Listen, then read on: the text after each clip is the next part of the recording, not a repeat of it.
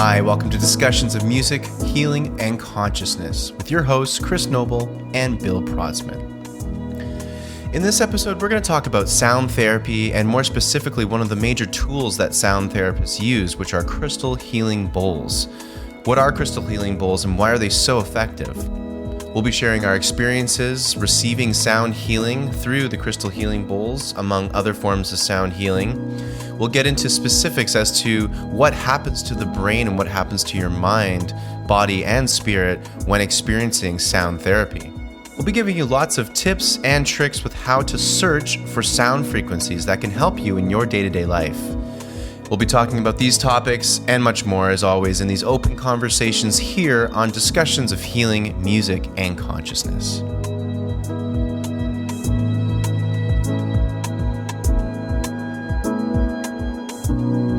As a musician, one of the coolest things was to start playing piano over top singing bowls. Yeah. It kind of blew my mind. I don't know what your experience has been like.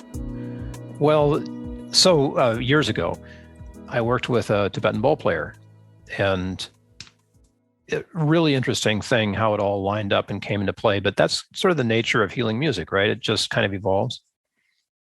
And we thought, hey, let's do this thing, and we'll, concertize together. And we did, and we had such fun with it. I had the grand piano at the time, and Nice. No mics. It was all acoustic. It was an amazing experience, actually, to do. And then she moved back to Texas or someplace, and I was stuck in California, and we decided to make an album. So the album was done entirely by just emailing tracks, and there was a guy who played native flutes, and he was on. He took care of the whole mixing and the whole thing. Came out pretty good. It's a pretty decent album. I guess I should probably say it's out there. You can find it. I was about to ask you, where can I find that? Spotify, iTunes, whatever your music service is. It's called Equilibrium. Yeah, you can see the three names. It's like the world's longest artist name, because the first name is the flute player, Cornell Kinderknecht. Good luck spelling that. But Cornell, who is amazing, and then Jody Roberts, who plays the bowls. I think she's now on the East Coast somewhere, but she's a healing shaman and a Tibetan bowl master and just all this stuff. And Bill Protzmann, Equilibrium. Go for it, everybody. It's out there and enjoy. And there are, I think, 7 tracks, one for each tone of the natural scale, starting on C up to B. Some people think those notes are related to the chakras. At the time, it wasn't in 432 hertz. It was 440, but who cares? The bowls are all over the place anyhow. Still super healing. So super great stuff. Had a great time. And we did the album. We did a couple of concerts, actually, somewhere in Texas. And what a great experience. I mean, I know what it's like to receive that kind of music, because I've received much more of it than I've performed. But the act of performing that, I know you know this too, even though it looks like a concert, it's really a healing experience. Oh, yeah. And that healing extends to the music makers as well as the music receivers. And what a wonderful thing to be in sync that way, around this thing we call sound healing. And we did one in Texas at a yoga studio, and where was it? It was in San Antonio or someplace. People brought in yoga mats, and they just were lying there on the floor, I love that. Taking it all in. It was the greatest concert. It's like you weren't even playing for people. You're just playing like with them, just being with them in the space. And what an event that was. So more of that coming up. Yeah, I'm looking forward to the next collaboration I'm doing with an amazing Tibetan bowl. Do we call them masters? Sure. Sounds good. Her name, not a master. I mean, the whole pronoun thing anymore. Dion Mandel, and I'm looking forward to that. We're going to get together in a couple of weeks and wonderful. See what we can do. And to have a grand piano again. Oh man, you are preaching to the choir. I haven't played one, an acoustic grand, and I don't even want to know how long. It's been a long time though. Damn, it's a special experience playing. I think it's like with anyone. Like you don't have to be a piano player or a musician, but we all have our if you're really into cars and you get to drive that Ferrari that you've always wanted to drive, or, if you're really into, I just think of skiing for some reason. My dad's really into skiing. So you get this gorgeous pair of downhill skis. All of a sudden you can feel like you're invincible and, like whatever the hobby that you love, and you get the best equipment for it. I mean, it does feel so good, Totally does. You're just nerding out. I love the ability that you have as a skier, at least out here. I'm sure they do it on the slopes up there too, where you can just, take your crappy skis, but you go to the pro shop on the slope and they'll let you demo anything you want. Yeah. And that's a great way to spend a day because you can ski on equipment that you can never afford, but it's beautiful equipment, right? And it gets the incentive put strongly in your place where you're like, oh, someday I'll own that ski or that boot, whatever. That piano.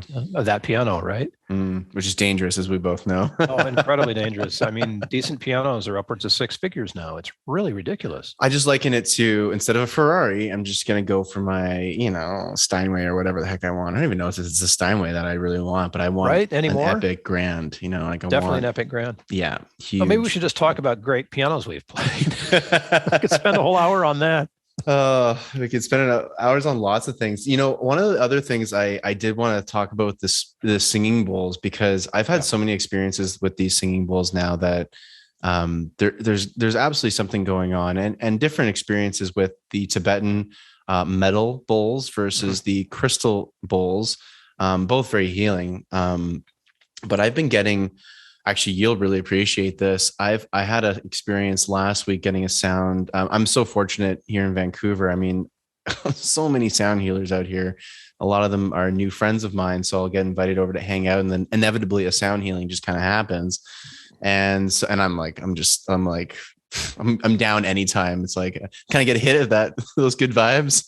Anyone got some bowls passing around here? Really? I'm in. Better than a Vax, Honestly, better than any medication in my mind. I mean, of course, it's all relative, but it really does stuff to things that are nonverbal. What I find I like about sound healing is it reaches all the areas that there's just no amount of logic or talk therapy is going to get you there. It's all subconscious, under the surface frequency stuff going on. And it just gets right in there. And I feel like it's like, it always feels like a deep scrub, like someone's gone into my brain and just like, with a big, like cleaner of some kind, vacuum cleaner scrub kind of thing. And just, goes in there and just cleans out all the crevices and all this stuff of like energetic frequency kind of gunk that we accumulate. And these bowls just resonate that away. But my experience I wanted to run by you was actually, I was lying down, the bowl was very close to my head. And then my friend Sushila was singing over top of that. And her voice did this. There's two things that happened. First thing was that I started to hear her voice in harmonies all at the same time, not really any delay. It sounded like she put on a harmonizing effect through a vocal pedal. Of course, that was not happening. This was all no pedals, no nothing. And so first of all, I was hearing her voice 5 times in 5 different harmonies. So it was like 5 of her happening at once. I was, FYI, sober. This is not, I'm not on psychedelics, because that could totally become more of an auditory, maybe hallucination or experience on psychedelics. Was not the case. I was sober. And so I heard her voice like 5 times over, duplicated almost, but harmonized. So they were different notes. Harmonizing. Was it overtones, or it must have been like an overtone. It must have been, but it's triad harmony, where you got like barbershop harmony. Well, kind of, yeah. Like, I mean, the harmony was less probably major, more of like a minor, almost Middle Eastern scale sort of kind of vibe, right? But so there was that weird effect, which I could not figure out how that was happening to me sonically in that moment. The second effect that happened was I got these natural binaural beats where I started to hear, with her voice, there was this like, she'd sing and then it would be like, like that kind of a thing going. Yep. And then it's the same with the bowl. The bowl has that like sort of sound, and then it would start to go like distorted, like and like have this, but it was going into my brain and moving from left to right to left to right in this really intense frequency sort of pattern. And again, it felt like this really intense neurological deep scrub going on. And I couldn't figure out how that was happening, but it was pretty amazing. It's happened twice now, getting a sound bath. So I think you're onto something with the binaurals there, because whenever a frequency cancels out another one and leaves emptiness and space, you get the binaural effect. So that's right. and I've seen this frequently happen where someone will lie on the floor and the bowls will surround them, and they're played like very close to your head, for example, to create, I think, that binaural beat. That I mean, it's such a lousy term. It does describe it, physically. It tells us what's going on, but the sensations, like it's like a phasing or like an oscillation, maybe is a good word. Yeah. And again, it's that, and you feel it literally going from left ear to right ear, but I felt it going through my brain, like through the whole part of my brain, left to right, left to right. So it was like a sonic windshield wiper. Yeah. going, yeah. Kind of like a flow state of just energy move. And, I'm not a Tibetan bowl expert, but when people talk about them, the people who have studied and really learned them, they refer to them as things like energy vortices or energy amplifiers. And this, by the way, is only true, I'm told, for the ones that were actually made in Tibet. There are newer ones, of course, they're manufactured. And if you're into this kind of stuff and you know about it, you really hang out for the ones that are authentic, the antique ones, right? The ones that were made hundreds of years ago, right? They apparently have more of the I don't even know how to describe it, healing qualities, obviously, than the ones that are mass produced or relatively more mass produced today. And that's not to say that you can't get anything off of those, because sound is sound and it's going to work. But the old ones were the ones that sort of imbued with spiritual healing capability, And so it's not surprising that you would have the experience that you did of feeling the energy move. Especially the bilateral stimulation that goes along with that binaural beat thing. And it was so pronounced, which is awesome, because in that space, they tell us, science tells us, they don't know how it works, but they know that that's a great state for doing deep work, emotional work, mental work. Takes place. The EMDR is what I'm thinking of right now. That eye movement desensitization and reprocessing long-term for a very simple thing, but while they don't know why it works, they know that it is that left-right thing across the corpus callosum that you are feeling. But internally, I don't think science can explain how we get that sensation. It's kind of like, what's it called? There's a form of chiropractic where the chiropractor sets up an oscillation along the spine. And NFT, I think is what it's called. Okay. Don't remember what that stands for, but the idea, I mean, I've watched this and I've experienced this myself. You go into the clinic and there's all these people, the chiropractor is sort of dancing around the room, doing these weird hand movements and stuff and touching people lightly in different places. And everybody on the table is like flopping around, but it's a rhythmic sort of a thing. It's like the spine is undulating in rhythm. So I have a feeling that this left to right thing is also an up and down thing. And that it's possible to trigger both of them somehow, which is a very healing thing for us physically, mentally, emotionally, and of course spiritually. So the experience that you've had just sort of resonates for me. It's like, yeah, I want that. Look, let's all do that, right? I just pictured I just pictured energy going down our spine when you talked about the up and down component. It's like left and right was going through my brain, through the ears, and then when you said up and down, I just pictured all shooting down my spine, which is obviously a huge pathway for lots and lots of energy. All our chakras, systems, and things like that are all on the spine. That's where the Kundalini energy supposedly is as well. So that's interesting that you say that. It kind of gives like a whole full spectrum resonance, I guess. Yeah. So up, down, left, right. Let's, it's 3-dimensional or maybe more. Probably more. Let's be probably more. Yeah. And go. I also think it's a lot about the intention of the player, like Reiki, right? Yeah, for sure. So once you've been trained or opened, I think is a better word for it. I was opened. Once you're open, the energy flows. And I think for Tibetan bowl players, who are the healers anyway, that's been part of it too. Like part of their opening is to be a conduit for this and to create the kind of sounds that allow the energy to flow. Not that it's flowing from the player to the patient, but that it's just flowing in the room, right? You set up the environment and the energy flows, and you're the custodian of it, but you're not the creator. The players are so important. I think we like, it's easy to sometimes, science is science, so sound is sound. It's like, yes, it is, but There's a big but, and Yeah, it's like the practitioner, the performer, the musician, whoever it is so their energy is still a part of that situation, and whatever is coming through them is still coming through them. They are that vessel that's carrying, this beautiful healing music or sounds, but it's really up to them and how they're going to express that. How much are they also getting out of their own way in that experience to allow, like, the most intuitive kind of healing to happen? And then, what's their intention, and what kind of frequencies, and like where are they at on a mental health level and all that kind of stuff, and where that everyone has a frequency at any particular moment, and that frequency, whatever during the performance, their own frequency is going into all the other frequencies that are happening too, right?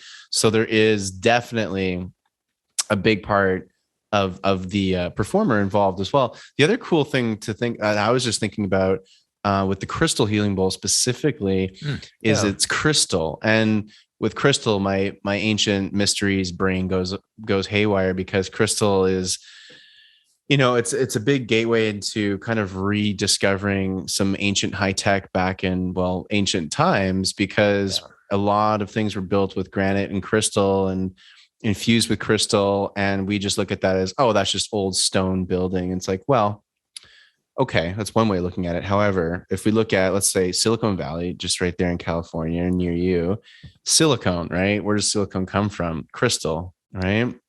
So if silicone comes from crystal, and everything that we have in every electronic, every computer system, everything that we use today is considered modern technology, has crystal in it. Old radios were crystal radios. On film sets, when they're recording all the sound, that sound gets sent to what's called a clock, which syncs it up with all of the images being filmed. And that clock is synced by a crystal. So there's still really high tech stuff that we're using crystal for. It's called piezoelectric energy, and crystals can generate energy and they can store data. That's the two huge things about crystals. So to then bring it full picture here, I'm like, okay, crystal healing bowls, what you were mentioning about people imbuing their vibes, feelings, emotions, and good intentions or not good intentions, whatever it is, into, everything, every object we can imbue all those emotions into, and then they become, what's that word? Not a artifact, but not a mandala, but I was going to say a hologram. Yeah, hologram also can work. I was thinking of there's an old ancient term though. Anyway, it's not coming into my brain right now. When you imbue any object with meaning, essentially, it becomes a talisman. A talisman. Talisman. That's it. A talisman. That's the one. Okay. Whew, that was going to bug me. Yeah. Anyway, so yes, everything can become a talisman in theory, but a crystal healing bowl is made of crystal. Therefore, it's actually storing frequency information. Maybe it's storing emotional information. Maybe it's, so I'm wondering with the crystal healing bowls, with those, I find more myself drawn to those. That's just my personal experience. I know I have lots of friends that are much more drawn to the Tibetan bowls and stuff like that, but I love the crystal healing bowls. And I think there might be something to do with the whole, crystal storing memory, storing information, all that kind of stuff. And I like that. So I kind of want to tap more into that with the crystal bowls. I that's just a thought, real random kind of thought that I throw in there. It makes sense because, when you start to think of yourself as a repository of information, a lot of it is at the atomic level. Doing healing at that level is an entirely different thing than talk therapy. Like it's worlds apart, right? So if you want to work at the molecular level, at the atomic level, or even the subatomic level, that's when it gets really fun. And like all of the other healing stuff that's out there, from medicines to chanting or whatever, we've got to find the thing that resonates for us, right? Yeah. And I'm not surprised at all by the fact that you resonate for crystal healing bowls versus the Tibetan.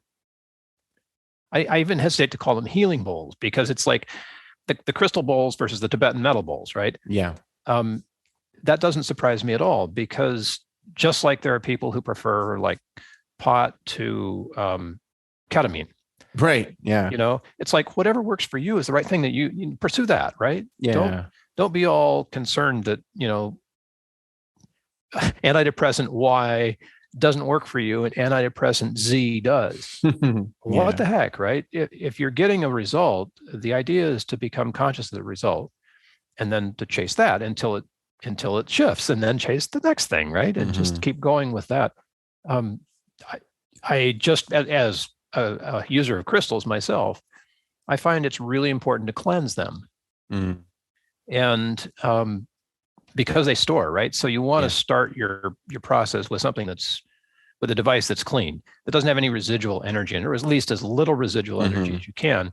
And of course, if you're sharing those crystals with someone else, if you use them all the time and they're yours, that's fine, but cleanse them before the other person uses them. Cleanse them again when they come back, so that you have a clean slate. How do you cleanse them? Oh, well, various different things. So I've got in my pocket here, I can show you this. Of course, the listeners aren't going to be able to see it, but there's a little, this funky little spiral is basically a chunk of something that has crystals in it. Oh, cool. And acupuncturist. It looks like a little UFO, the size of a quarter there. Quarter or something like that. Yeah. And it's got a little copper wire wound into it in a spiral pattern.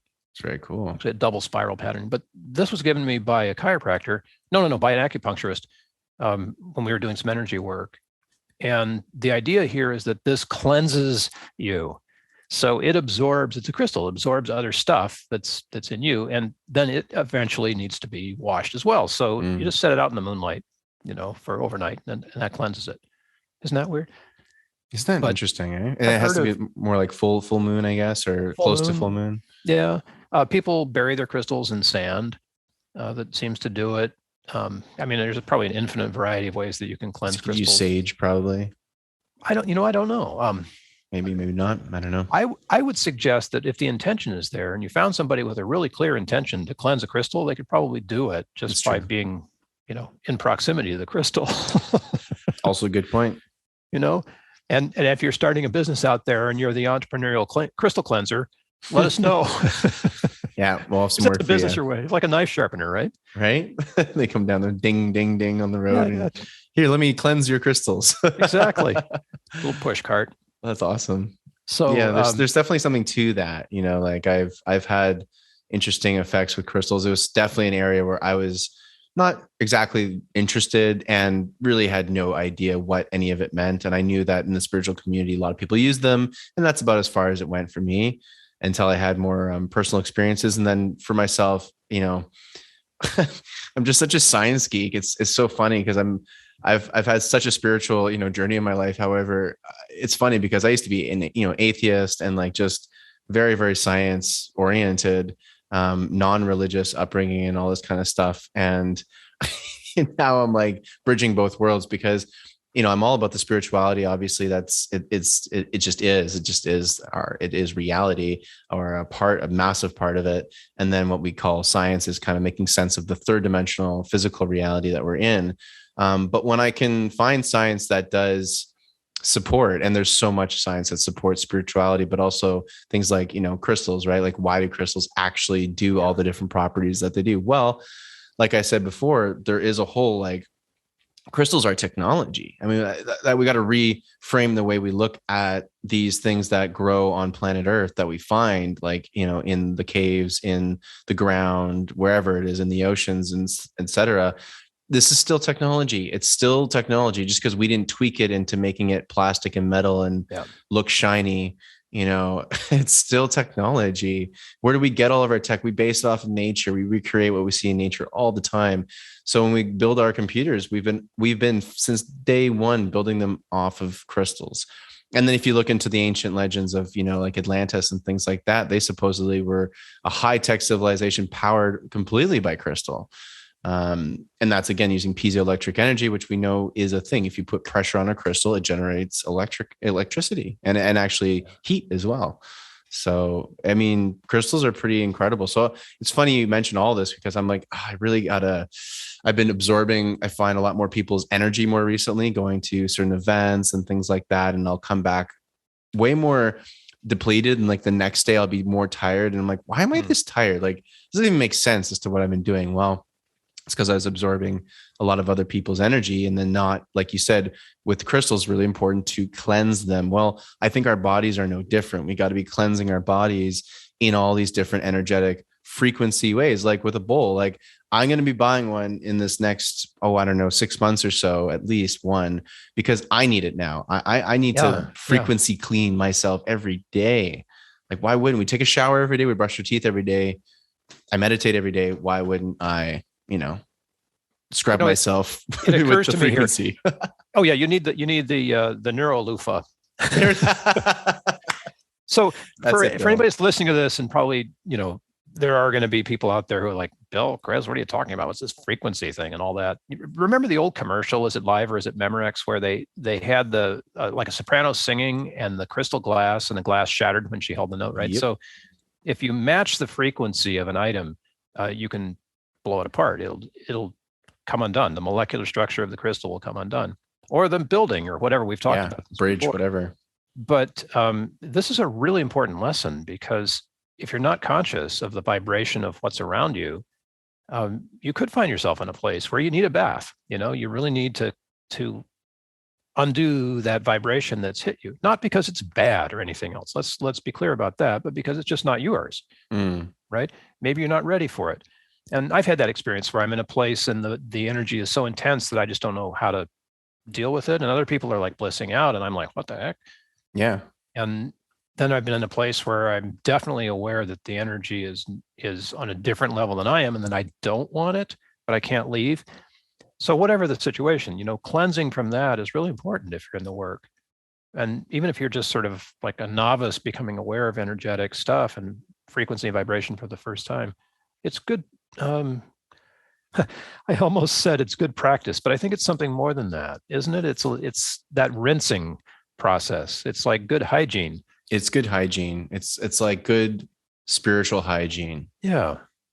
Or maybe even physical hygiene if it's certainly. I mean, and that's the thing, is like when you're taking a sound bath from some crystal bowls, for example, you are getting the spiritual cleansing and the physical cleansing, because it absolutely moves stuff in you physically. Sometimes they're locked together, right? Oh my God. Like when I had my back pain a couple of weeks ago, I put on certain frequencies. Like, so for the people listening too, like this is where it's now come to for me personally, where I'm like, I get so hyper focused now with my frequencies, because I know they all have an effect. Of course, like everything is in a state of vibration. Therefore, when you match that vibration, you can manipulate these things. So for example, back pain has a particular frequency that the cells in your back are now operating in, which is where you feel discomfort.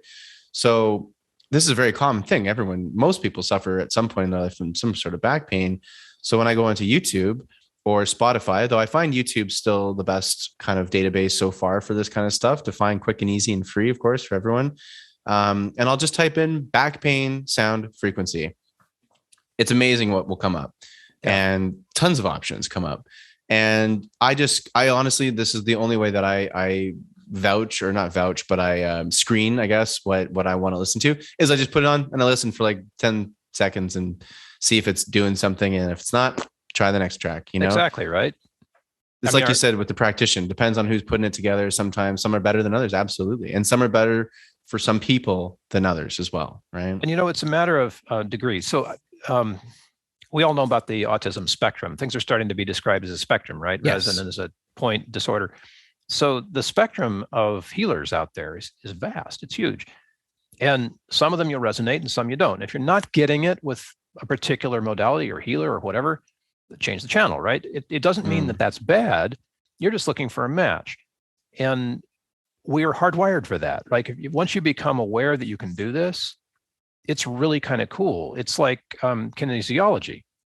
Everybody can do that. It takes a little practice to become aware of it. But when you know about like muscle testing and how you can muscle test yourself, and you can muscle test decisions that you make. I voted once by muscle testing. Hey, that's actually what happened, right? Yeah, I like the muscle test. It actually really trips me out how accurate it is. Isn't it amazing? It is. And it's the same thing with frequencies. And perhaps it's a good time to address the whole thing about higher frequencies, right? People like to think of higher things as better and lower things as not so good.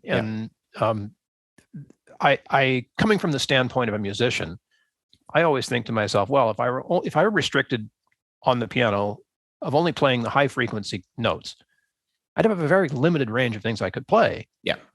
I need the low frequency notes. Like it's part of the balance of the whole thing, right?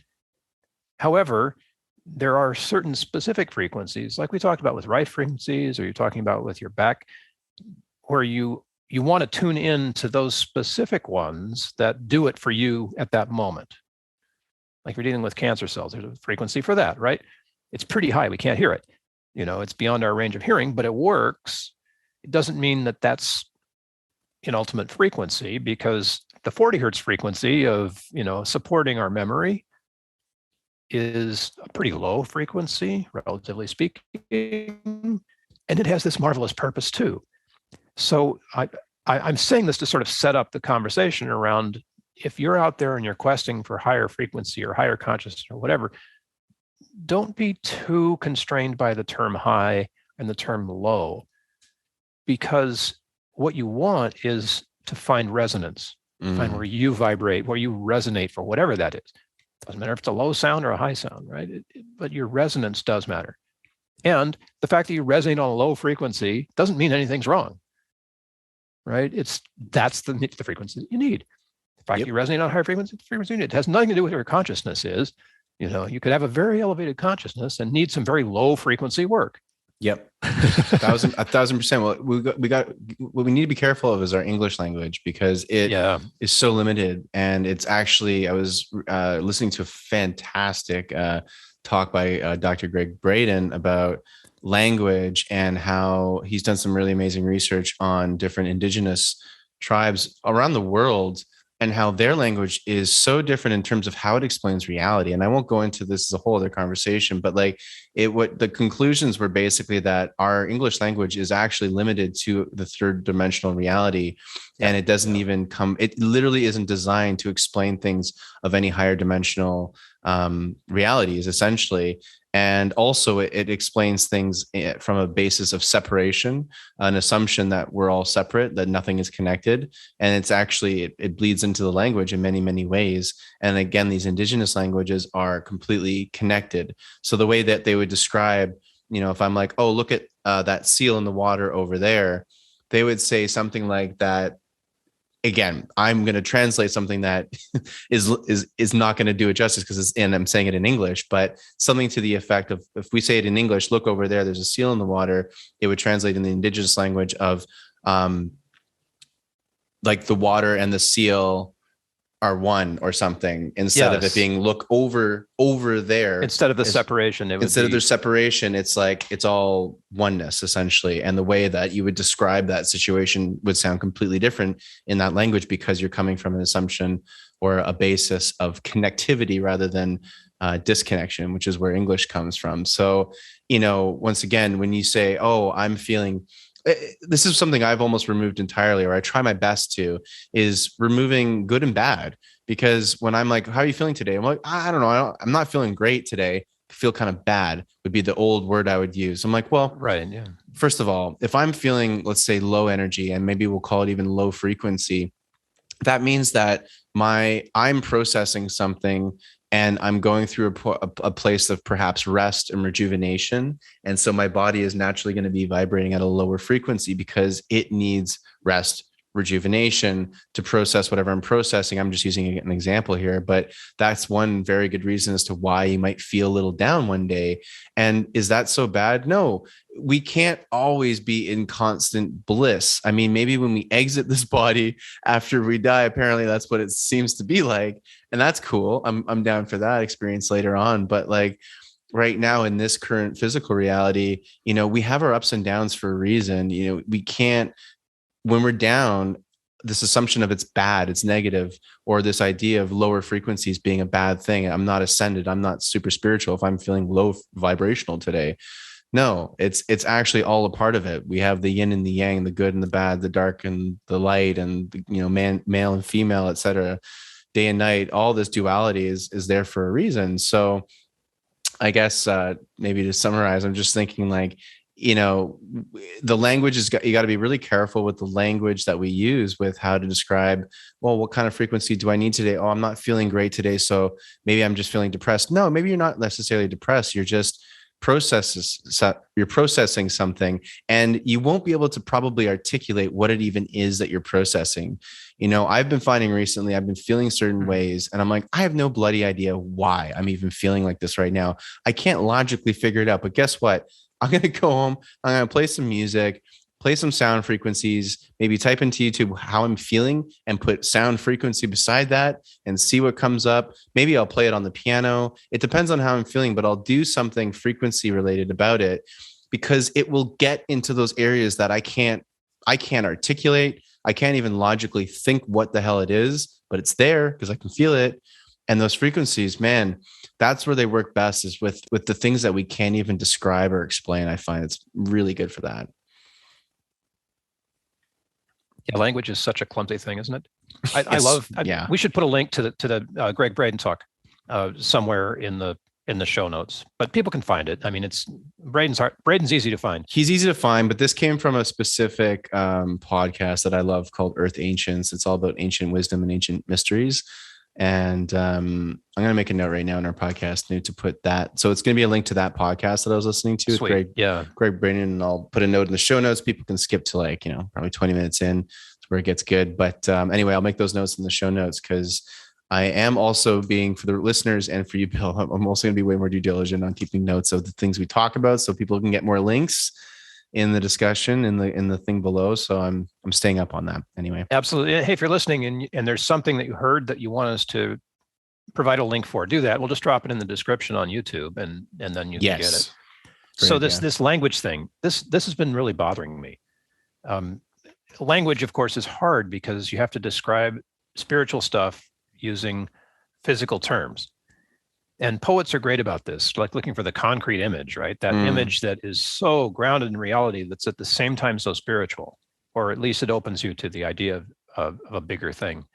I can't think of a poem off the top of my head right now, but any poem that you read, if it doesn't have that component, check it twice, right? Because it may not be poetry.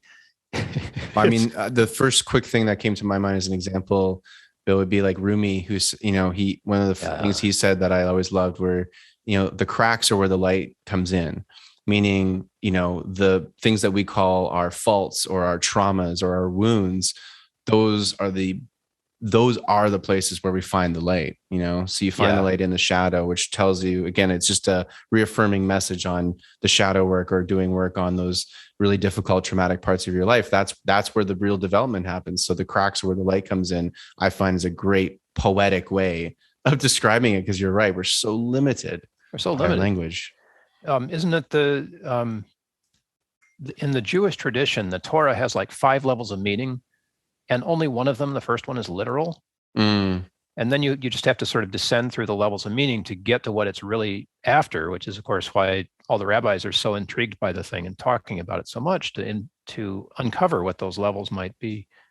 And that's even more remarkable, too, because when you think about those ancient languages, like the language in which the Tao was written, right? So in that language, which is infinitely, I think, more spiritual than English, and certainly not constrained by the noun verb kind of things that we have, which are a separation right there. Can you imagine what it must have been like to hear the early teachers speak in that language of these things that we only now have this clumsy transliteration of in English? I have a friend who's a preacher, a Christian preacher, and he's very into the Aramaic Jesus, the Jewish man who lived at that time and spoke in these words. And the trouble of translating out of that kind of spiritual language into a more grounded English language is huge. And so much of it has been lost, of course, along the way. Lost in translation is what we say, because it is. I mean, you cannot adequately convey the metaphysics of a concrete thing even in the language that it's in, let alone translating it like from Aramaic to whatever, Hebrew to Greek to English. I don't know how that went because I'm not a Bible scholar, but it's a fascinating thing. And uncovering the beauty of what is meant is something that I'm really concerned about, especially because of the insistence of Google on having language that is constrained for computer consumption. Yeah. I don't know if anyone's ever written a poem that's SEO optimized. Pretty sure not. Right? And yet there are writers out there who are popular, and they're popular and people read their stuff, not because it's optimized, but because it resonates. Yeah. When Google figures out how to like grok language that resonates, I'll be on. But until then, I'm ignoring everything about SEO. Right? Yep. I also bypass Google. I use a different search engine called Ecosia. If anyone's ever heard of it, you plant a tree every time you search. Actually, Ecosia. That's another thing I'll put in the link. It's got nothing to do with sound music here, but it's an improvement of consciousness. And that's where it fits in. Right. So we need to plant trees. The world needs more of them anyway. And it's a really cool initiative. It's also a B corporation. B corporations are really, really interesting because they're allowed to profit. They're allowed to make money, but all of their financial records and stuff are public. And like basically it's full transparency. They can't really hide what they're doing. So they get to tell you where the money's going. And you can look at I think they have monthly financial forecasts. You can look at on their web. Jane Goodall is a huge endorser of them. And it's pretty cool. So it's a search engine. Every time you're searching, you plant a tree, or at least you plant like half a tree or something. Anyway, it's a pretty cool thing. So Ecosia, Ecosia. That's awesome, man. I'm going to change. Awesome. It's time we had more options than, remember when Windows was new, and the only thing you could get to work was Windows Explorer, whatever it was called back then. Yeah, the web browser, yeah, the web browser. And now they're ditching Explorer finally. But why be locked into something that everybody else uses if your whole purpose in life is to advance consciousness? Why stick your foot back in the quicksand every time you want to search for something when there are alternatives? There's alternatives for everything. And that's the beauty right now of the day and age we live in. There's alternatives for everything. So if there's stuff you're doing there, you're like, I just don't really like how I'm doing that, then just, you look it up on Ecosia, and see what you have out there. Same with sound, all the healing modalities we're talking about, find what really gets you going. It might be none of these things. You might really get into Tai Chi. You might really get into Qigong, like movement-based types of medicines in a sense, like I was talking to you about last week, dance, that type of therapeutic movement I find so incredible. I'm just going to mute myself for a second. We got a siren coming on here. That's all good. All good. We're so raw and authentic here. Even the sirens and the dogs barking and whatever other noise is going on in the room. I was making a voiceover yesterday, and there was this cartoon playing on the TV, and I thought, I'll just leave that in. But ultimately I didn't. And of course, the universe came along after I'd asked my teenager to, mute the thing, and supplied other noises. So, there's a dog barking, there's a helicopter, there's a siren. It's come on, I'll just go with it. It's all good. You're living in the city. I've all my friends who work in voiceover and musician friends too, who are always looking for silence to record. I'm like, you can do a lot of things with sound dampening or move into the wilderness. Yeah, it's true. Right. Right. And I guarantee you the wilderness is always going to sound better because you just have so much less to compete with. And it's super peaceful. Like I really look forward to having a studio in the middle of nowhere. One day I might probably go in with a couple of other musicians and just have this, middle of the nowhere, beautiful studio where it's just silence and tranquil nature, and imagine what you create there. Cause that goes back into environment playing a huge role in the creation, like you're saying, those ancient Tibetan bowls where in the past, especially in more distant past, we built things differently. We did things with so much different intention, probably a lot more intention at that time was put into it with the knowledge of if I love this thing, this device will feel that love. Well, we actually know that now through, again, some scientific experiments that's totally valid. But imagine that same idea, but for the cathedrals that people would worship in, or the temples, right? Where thousands of years they may have been around for, where people have imbued it on an almost daily basis of love, grief, sorrow, happiness, bliss, everything else in between. And so these places, when you walk into them, there's a reason why they're so awe-inspiring. Yeah, the architecture typically is all the sacred geometry and it looks utterly gorgeous. But then you're feeling the frequencies and the emotions of all of these people who have through centuries or millennium just poured their heart and soul into this environment. And then that's what's picking up that place, which you can't recreate. Like me meditating in an ancient temple, doing the exact same meditation back in my apartment here in Vancouver ain't going to be the same. I'm telling you right now.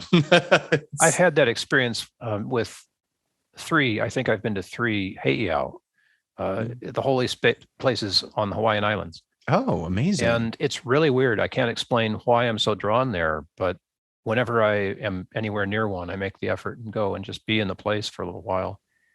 And I think it's because of that. It's because those are places where people have brought their sacred selves for centuries. And that energy doesn't leave. You enter that in a very conscious way when you're there. It's not just a big park or a beautiful cliff. You're actually going into a temple, which in Hawaii is basically just either flat rocks or an open field, or maybe it's surrounded by a jungle and a clearing surrounded by the jungle. But the energy of that place is so present. Oftentimes I leave energized, and sometimes I'll leave sort of sad, some melancholy. Mm-hmm. And Mother Kauai is my favorite island. And I think it's for that reason. It's because there's some connection there that somehow works for me. Like you've just discovered that you need a crystal bowl now because that works for you, right? So it's like, what a wonderful thing to be in that place. I've had that experience in cathedrals too, Gothic cathedrals. I don't think I've been to anything older than a Gothic cathedral. You probably had that in the pyramid. Yeah, well, Egypt was activating on so many levels, and the healing, and much like you said, sometimes I'd leave being like, wow, it's actually pretty overwhelming. Sometimes I'd leave with I remember the Temple of Hathor, she's the goddess of basically unconditional love and like feminine, feminine maternal love essentially. And you walk into that huge temple. I mean, the ceilings are like 40 feet high, not 40 feet high, 20 feet, 25 feet high, massive. You start to also recognize like, wow, this is where every other temple almost in the world was based off of this temple. You can really see like where everyone got their ideas. But you walk in there and it was like the warmest frequency hug, like I just felt this huge embrace. Everyone just became so much quieter inside. You weren't told to be quiet. It just happened naturally. Everyone kind of just was like, wow. Yeah. And you just left feeling like this cosmic hug. Have you ever been in a redwood circle or an oak tree grove? Well, closest for me was here on Vancouver Island. There's some of those massive trees you can park like a plane inside. So yeah, I've had that experience, but not the redwoods in California, which I would love to experience. That would be a great place to set up a music studio, an acoustic music studio. But in that grove, they grow in a circle. I don't know why. And these massive trees. And sometimes the circles will be 80, 100 feet across, surrounded by these giant trees. The other cool thing is when one is burned and you can actually go inside it, not drive your car through it, but actually walk upright into a burn spot on a redwood tree. And you just feel this sense of presence I can't describe it any other way. The California scrub oak does that too. They'll grow in a circle and all the leaves will sort of compact whatever's in between them so that the middle of the circle, this empty place, it has nothing growing there. But it's surrounded and overhung by these oak trees. And it's almost like being in a room. It must feel so surreal. It's incredible. Be very peaceful, but also I feel like activating, or, you could. Oh, yeah. Like kind of like a vortex, Yeah. Kali is right there, right? Just ready to destroy whatever you bring in that doesn't fit. So true. Just waiting. Oh man, that's magical. I was thinking as you were speaking a little while ago about our Western sensibilities, which sort of grew up around repeating other notes that people had written. Mm-hmm. It's not true for jazz, of course, but we sort of get an idea and then we eventually expound on that, and make it our own. But in the East, isn't it much different? Where I got to hear Ravi Shankar play once. And right from the start, I didn't get the feeling that he was reproducing anything. Now, maybe he reproduced a melody, like there's a melody that runs through, motif, like the Icaros or something, like a motif that people would recognize. But the idea seems much more Eastern than Western, to be able to take an idea and just allow it to flow, and to go with wherever it takes you, with whatever your talent might be, to be in that.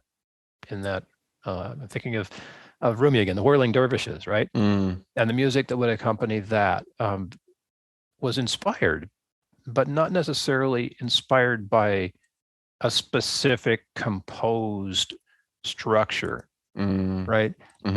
The Western structure of start and finish wasn't a part of it. It was much more of a, things just get started and all of a sudden we're doing this thing, right? And then it goes on for a long time, right? And then it ebbs and it flows and it does this and it does that. And eventually everybody's tired. And so we stop and we do it again, right? We've spent the energy and then we start again with new energy. And that kind of experience, at least it seems to me, Chris, is one that in the West, we could be welcome to. We could open more to that and allowing that to take place.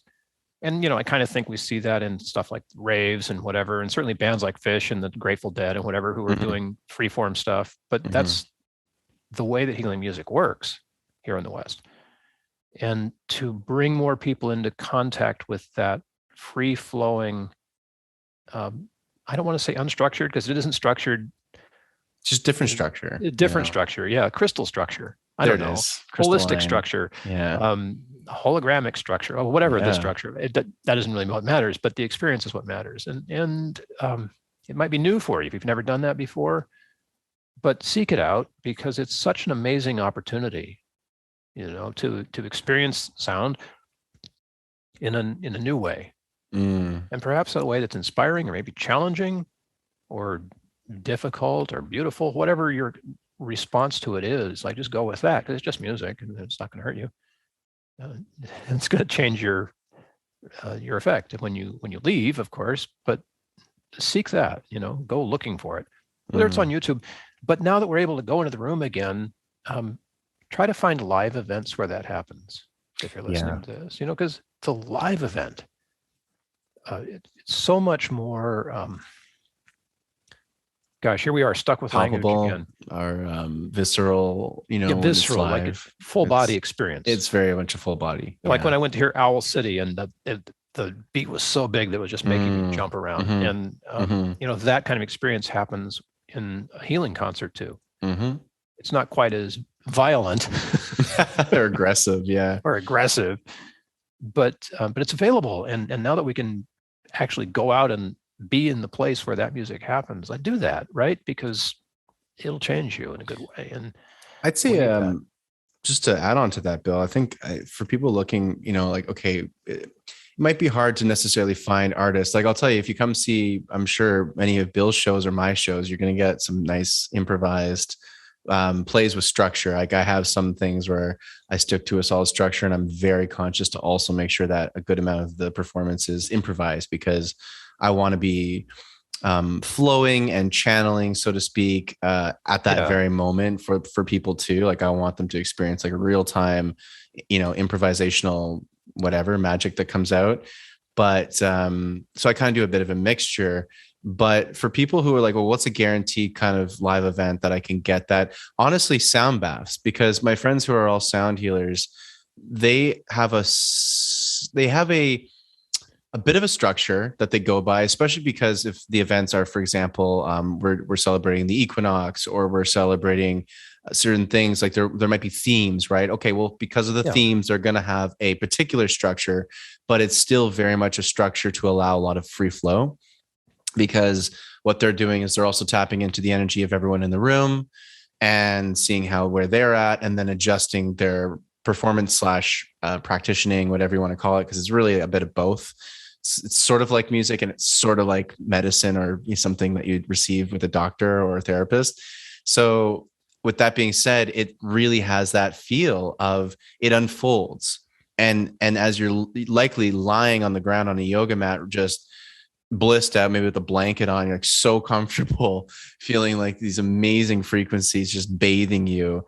It's great, because you're going to receive that experience that Bill's been saying, where you really feel like, you don't know, but you feel like people are just making this kind of up as they go in a way, but you're also going to they'll have some kind of structure, but that I would say is a guaranteed type of sound event that you'll get that improvised sort of feel. Or like Bill also mentioned, go catch a jazz show. Yeah, really. Find your favorite jazz cafe. Just go to a jazz bar, There's got to be, I almost said Google, Ecosia, this sound bath, and see what you can find in your community. They probably won't be in venues that you think of as a concert venue, but I know yoga studios, very common. Yeah, you can get this stuff, and most of the time it's not too expensive. If you've never done it before, treat yourself, right? Try it as something new and just see how it goes. It's a treat. It really is, and of course you won't recognize the music, so that's another thing too. Is an opening to some new experience of sound that you may not have never had before, right? And what an amazing opportunity that has. I always meet cool people too. It's one of those funny things too. So I met my last girlfriend at a sound bath. I met like some really amazing people at these events too, which is of course another beautiful thing of concerts, things like that, where you just end up making friends with strangers because you're really both there for an amazing experience and you get to share that together. That's always fun too. Oh, it's completely amazing, especially if you're there with someone that you're connected to already. Oh yeah. That kind of the connection that evolves out of a sound healing or a sound bath, or it's so different than a concert. But it's equally great. And I keep saying but you don't until you've done it, until you've experienced it. You don't really get it. And what a wonderful thing it is to do that, whether you're, playing for it, which is also like I felt that Ravi Shankar was participating in his own healing as he was playing the thing, right? That's cool. You kind of get that, you feel a oneness instead of a separateness at these events. And I feel that in Western music too. But specifically when the intention is there, you feel this oneness. And that's, I don't know, just part of the beauty of being in the musical space, I think. It's oneness. I think we can kind of sum up everything we've been talking about in a way back to oneness, because what we're complaining about with the English language, there's a lack of connectivity with it, right? It's all separation. But with music and these experiences that we're talking about, it all comes back to oneness, all comes back to, with everything going on in the world, it's like we're categorized and divided on everything and then more every day. And that isn't healthy. We need to find all the ways in which we come together. Our differences are the best part. Our differences is what makes this so much more interesting and so much more eclectic and fascinating and fun and cultural and interesting and much more color and taste and flavor, that gets added with all our differences. Thank God we have differences. Yeah. I'd be so bored if we were all the same. What is the point? What are you going to learn from each other if you have no differences? We got to celebrate those differences and then find all of our commonalities. And one of the beauties of music is it cuts through everything. You get every walk of life coming to certain concerts and certain music, and especially with sound healing too. You really what is that of a genre? I don't even know what it is. So you just get everyone who's curious about it, showing it up from all ages and all walks of life, and you all experience the universal language of sound and vibration and frequency, and that's where we all come back to the same source of creation. We're all vibrational beings, right? So one giant collective vibrating crystal. Master crystal at the center of the earth. The center of the earth. Yeah. And we're all just sort of like poor containers for the ultimate beings that we are anyway. So walk your poor container over to a crowd of others who are doing sound healing, and you can experience some of that ultimate beingness together. Oh yeah. It's just nothing but oneness. Those are the experiences I'm seeking from now until I transition out of this life. It's the best. Makes it worth living. Truly. Not quite as good as chocolate, though. I'll have to say that. There's a vibration about chocolate that's. Well, that's another episode. We can get into cacao and all the amazing stuff that comes with chocolate and cacao. And oh man, I have a solid dark chocolate addiction too. So there you go. Yeah, right.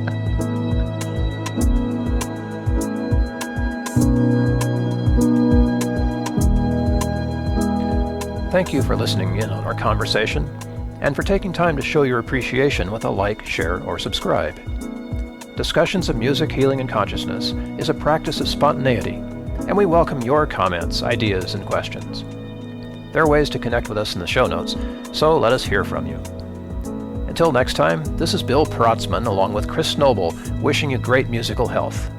Samara Huchaya.